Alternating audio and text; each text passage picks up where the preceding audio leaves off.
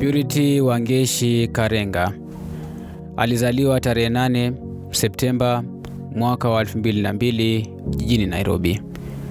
Alikuwa kifungua mimba wa mama yake Rose Nduta Karenga. Hata hivyo, baada ya kukamilisha masomo yake ya msingi na sekondari, Oktoba mwaka wa 2021 alijiunga na Kenya Institute of Mass Communication kusomea diploma in broadcast journalism. Shauku yake kubwa ilikuwa ni kuingia kwenye taaluma ya uanahabari na kusimama mbele ya kamera. Ndio maana kwa bidii na ari alifungua ukurasa wake wa TikTok ambapo mara kwa mara alikuwa akipakia video zake akicheza na kufurahia mziki. Kwa familia yake, Purity alikuwa zaidi ya mwanafunzi tu. Walisema alikuwa mcha Mungu, mpole, mcheshi na mwenye urahisi wa kuzoeana na watu wa mazingira tofauti. Alikuwa na mwanga wa kijana anayeanza kuandika ukurasa wake wa maisha. Lakini swali kuu linasalia, ni vipi Purity Wangeshi aliishia kuuawa na mpenzi wake? Na ni kwa nini? Hii ni Kurunzi ya Jamii. Jina langu Shaban Yusuf. Jiunge na maelfu ya wanaojenga jamii hii kwa kulike, share, subscribe na comment kwenye kazi zetu. Wakati huu janga hili likitokea, Purity alikuwa katika mahusiano na kijana mmoja aitwaye James Wanyoike mwenye umri wa miaka 24. Vijana wenzake walimfahamu kwa jina la kisanii DJ Flex kwa sababu ya shauku yake kubwa ya kucheza santuri. Mara nyingi wawili hao walionekana mitandaoni wakionyesha mapenzi yao, wakirekodi video na kuzipakia TikTok, wakicheka na kufurahia kama wachumba waliopendana kwa dhati. Lakini nyuma ya pazia kulikuwa na sura nyingine ya James, sura iliyojificha nyuma ya tabasamu lake.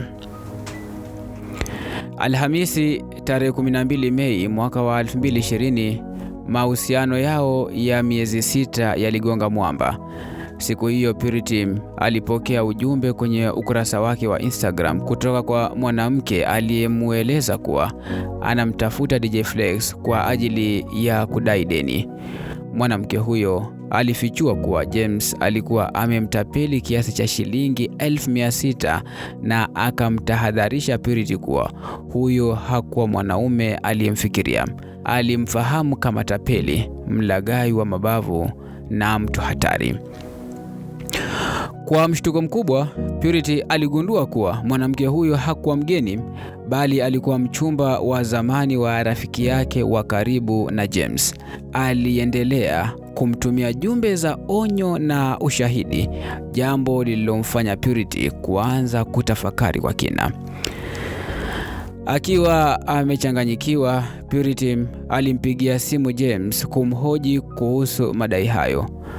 Kwa sauti ya unyenyekevu na upole, James alikiri makosa yake, lakini badala ya kujiepusha, alimshawishi Purity wakutane ili ajieleze kwa ufasaha ana kwa ana.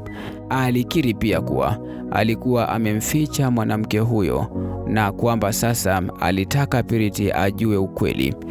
Mwishowe walikubaliana wakutane siku iliyofuata, Ijumaa tarehe 13 Mei mwaka wa 2022, nyumbani kwa James huko Kiambu. Ilikuwa ni siku ya kawaida kwa Purity.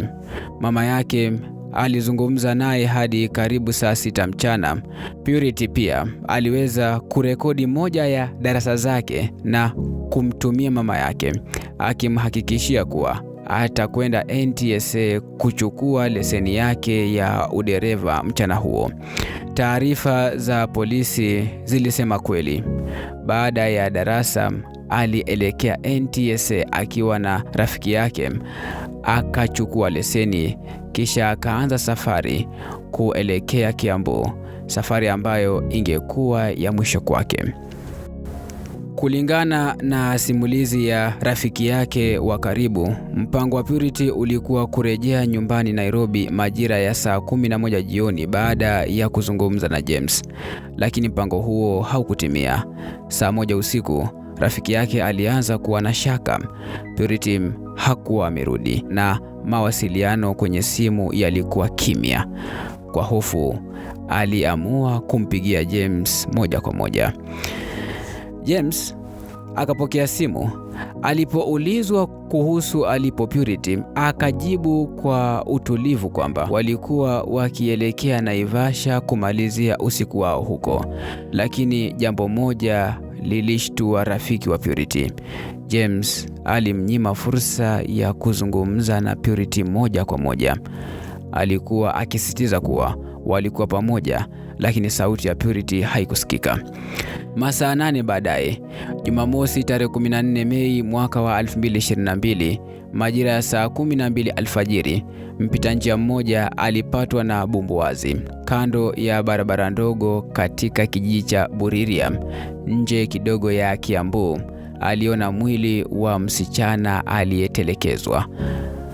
Hapo hapo alipiga simu kwa maafisa wa usalama. Polisi walipofika eneo la tukio, walipata ushahidi wa kutisha: shuka zenye damu, nguo zilizoloa damu, vitambulisho vya Purity na zaidi ya yote, mwili wake uliokuwa umetupwa kinyama. Mwili huo ulipelekwa Nairobi City Mortuary. Baada ya uchunguzi wa autopsy, ripoti ya madaktari ilibaini bila shaka Purity alikufa kutokana na majeraha makali ya visu. Duru za kuaminika zilisema kifo cha Purity kilitokea baada ya kufika nyumbani kwa mchumba wake James. Mazungumzo mafupi yakageuka mabishano. James, akihofia siri zake kufichuka kwa Purity, aliamua kumtuliza kwa njia ya kikatili, kwa kumuua. Baada ya tendo hilo la kinyama, James alidaiwa kuwapigia simu rafiki zake watatu waliomsaidia kubeba na kusafirisha mwili wa Purity ili kuficha ushahidi. Jumapili, tarehe 15 Mei mwaka wa 2022, maafisa wa usalama walimkamata James katika eneo la Kirigiti, Kiambu. Alipatikana akiwa na kisu kilichoshukiwa kuwa ndicho silaha iliyotumika katika mauaji. Rafiki zake wawili, Kanaiya Kamau na Branton Mushiri, pia walikamatwa kwa tuhuma za kusaidia kutupa mwili wa marehemu. Siku iliyofuata, Jumatatu tarehe 16 Mei mwaka wa 2022, mshukiwa mwingine, Isaac Kibuyu, alinaswa akiwa Nyala Bar huko Kiambu.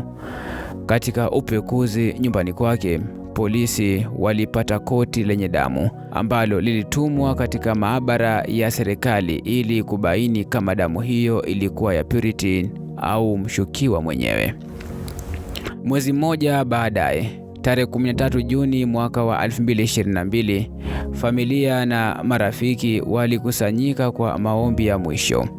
Mwili wa Purity Wangeshi ulipumzishwa ardhini, huku akikumbukwa kama binti mwenye ndoto, mpole na mwenye malengo makubwa maishani. Lakini hata baada ya mazishi, maswali makubwa yaliendelea kuibuka. James na washukiwa wenzake walikuwa wamekamatwa na kesi dhidi yao ikaendelea kotini. Hata hivyo, kitendawili kilichobaki ni hiki: ni nini hasa kilichowasukuma marafiki watatu kushirikiana katika kutupa mwili wa Purity? Je, ni uhusiano wa siri?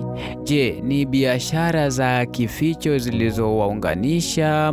Au kulikuwa na siri kubwa zaidi iliyowalazimu kuingia kwenye jinai hii ya kutisha? Hii ni Kurunzi ya Jamii. Jina langu Sheban Yusuf. Kuwa makini na zidi kufuatilia kazi zetu.